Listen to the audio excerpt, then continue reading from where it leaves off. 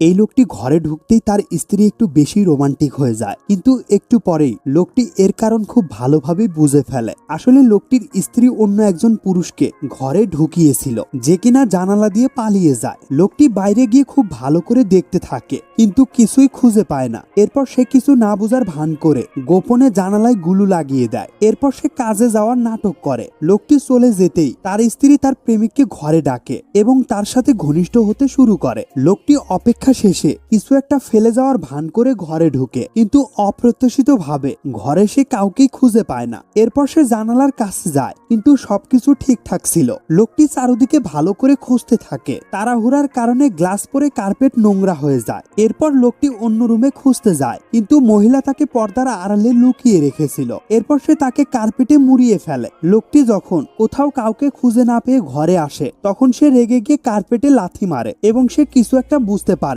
এই ভিডিওটির পার্ট 2 দেখার জন্য একটি লাইক দিয়ে কমেন্ট করে জানাতে পারো।